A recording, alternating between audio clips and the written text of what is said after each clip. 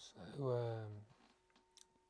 Siddhartha Gautama, the historical Buddha, spoke. He spoke in Pali, which is believed to be the common language spoken in India at the uh, much similar to Sanskrit, but it was the priest class, the Brahmins who spoke in Sanskrit, and there's similarities and differences. And the topic I'm going to speak a bit about today is in Pali Kamma, Khamma, or in Sanskrit Karma, and often there's words that are very similar, like the Buddha would use the word Dhamma, and other in Sanskrit it's Dharma, and the Tibetan Buddhism is quite prevalent in the West, so we often hear the words Dharma and Karma and Nirvana rather than Dhamma, Kamma and Nibbana. So I was taught in the Theravadan school, which is translated as the Way of the Elders, which is recognises the historical text that the Buddha spoke. He spoke for 40 years, he taught for 40 years, and his attendant Ananda memorised we believe he memorised every one of his sermons. The sermons were called suttas, which is turned into the Sanskrit word sutra, which is the same origin. It means thread. So when you stitch a wound, a sutra, that's where the word comes from. It comes from the Pali word sutta, and the word Karma Sutra is karma is action, and sutra is thread, and in this context it's a thread of thought, a train of thought. The Kama Sutra is not a Theravadan text, but it's quite one that we've all heard. So I thought I'd give that as context. So if anyone is wondering why I'm pronouncing words slightly unusually, it's because it's a slightly different language. So Kamma translates as action, and action in a Buddhist context is very similar to, when we talk about action, it's very similar to morality, like good actions and not good actions. And the Buddha defined good actions as those that lead to better understanding of suffering and leading to the end of suffering. So Buddhist morality was based on ending personal suffering and not causing suffering to others. So there's a lot of crossover between karma, action, and sila, morality. Often in the West, when we talk of karma or kamma, we think of it as often sometimes bad people getting their just desserts, like there's a cosmic overlord watching Donald Trump or someone thinking, oh, when the time comes, then your debt's going to be paid. But it's not really like that. It's the Buddha spoke directly on reincarnation and positive births, and he said we've all lived so many lives, we've all got so much past karma, it's almost irrelevant, and we can't put bad, when unfortunate things happen to us, we can't say, oh, this is because of my previous bad karma, or because we've got so much good and bad karma mixed together. It's not fruitful to think of things as in that way. what and especially for people in the West, reincarnation is a tenuous belief at best for many people. But so the idea of worrying about past lives or future lives is it's quite a mental stretch for a lot of people. And even if we believe it, and even if we've seen evidence, and culturally it is quite hard compared to believing in this life. And when the Buddha talked about our actions, the fruits of our actions, we bore the fruits of our actions immediately in some degree.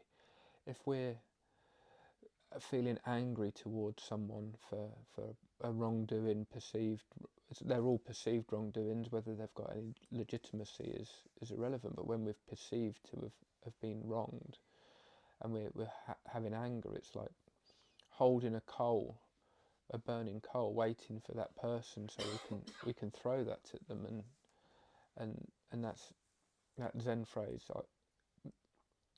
meant a lot to me. It really changed how I thought of anger.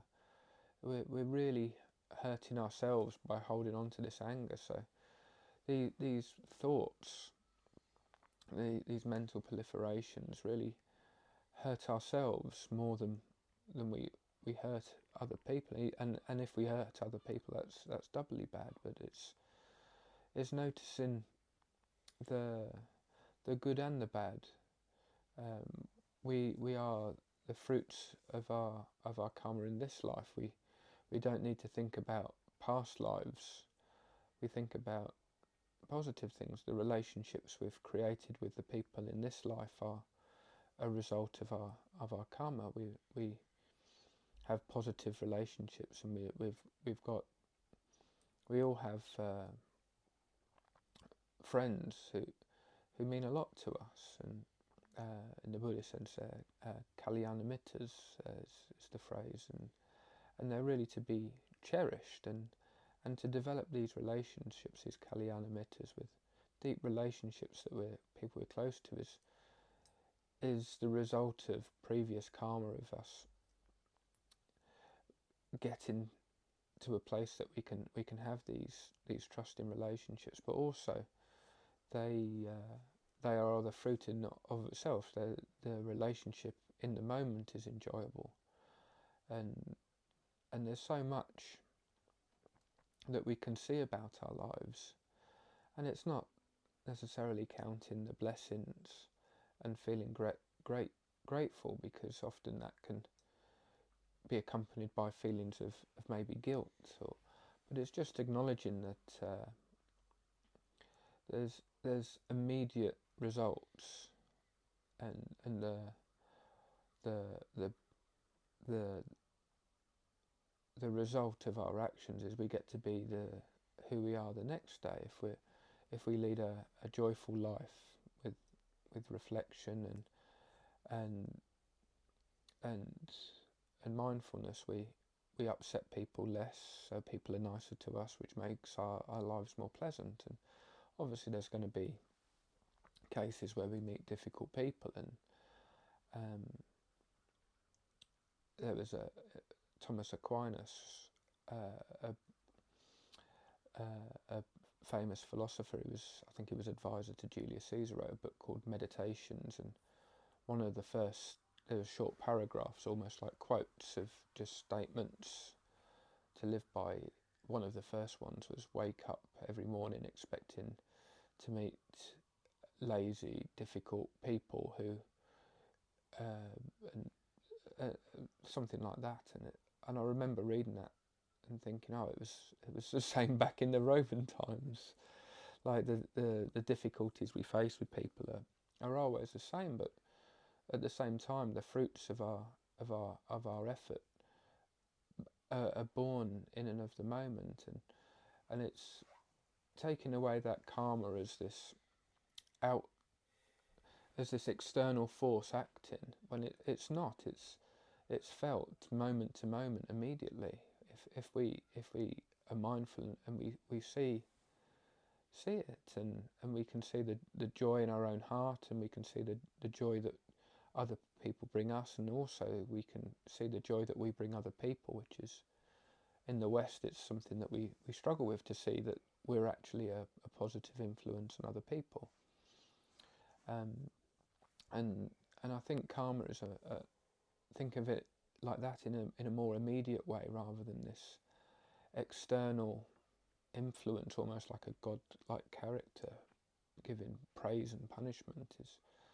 It isn't really fruitful in our day-to-day living, and moving away from that concept, and taking personal responsibility, and saying, I've got this wonderful relationship with this friend because of who I am, because I am a nice person, and they're a nice person, and we get on, and that gratitude, and that realization that we made this relationship with work and all these other things. It gives us power to recognise that we have the power to change, and I think that's where I like to think of karma, as giving us the power to change, rather than, like I said at the start, where we blame good and bad things on previous lives. I think putting the emphasis on our current life, and wishing us happiness in our current life, rather than wishing for a better rebirth, or making, as Thai people would say, they were making merit for a more for a better rebirth. So they give donations hoping that they will be born rich, and that's not particularly helpful for happiness in this life. And the Buddha taught suffering and the end of suffering in this life. When the Buddha talked about suffering, and while I'm comparing Sanskrit and Pali, I did have this thought of Theravadan Buddhism is sometimes seen as called, in a slightly pejorative way, the lesser vehicle by other sects of Buddhism, because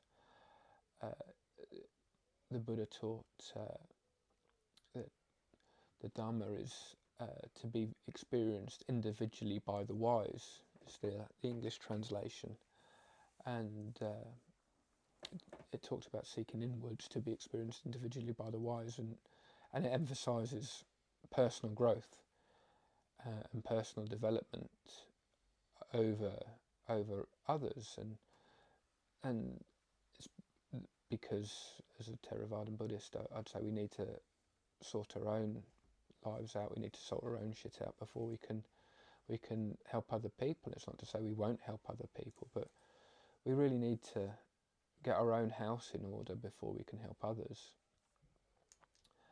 And Mahayana's Buddhism emphasises helping others leads to personal development, and it's two sides of the same coin, and I'm not here to disparage one side or the other, and it's and ultimately it leads to the same thing, but I just wanted to share those differences of viewpoints, and some viewpoints work better for others, and we are in a lucky position in the West where we can read books and speak to teachers from different backgrounds, and all spiritual teachers are ultimately saying the same thing, but it's what resonates and what you understand and how you interpret it is the key. There's no real differences, but there's a slight change in emphasis. And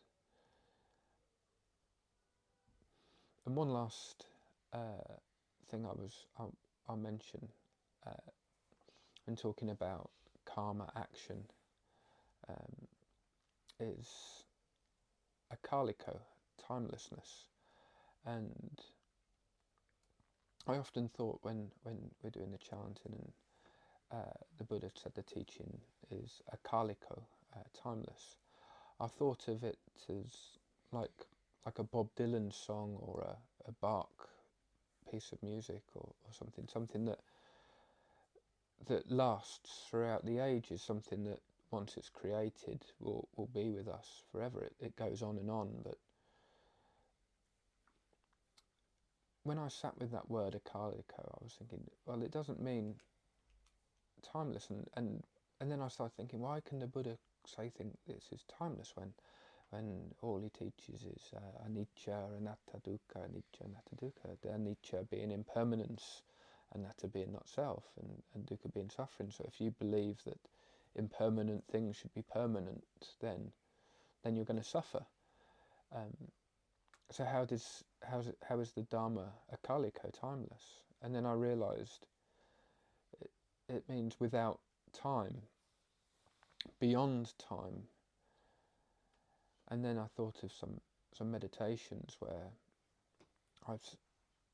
the first 45 minutes goes very quickly, and the last 15 minutes takes 3 hours, and I've had other meditations where I sat down for 2 minutes, and 2 minutes later 2 hours has gone, and all sorts of in between. And then you realise there's a linear time that we can measure, but our experience of time isn't linear.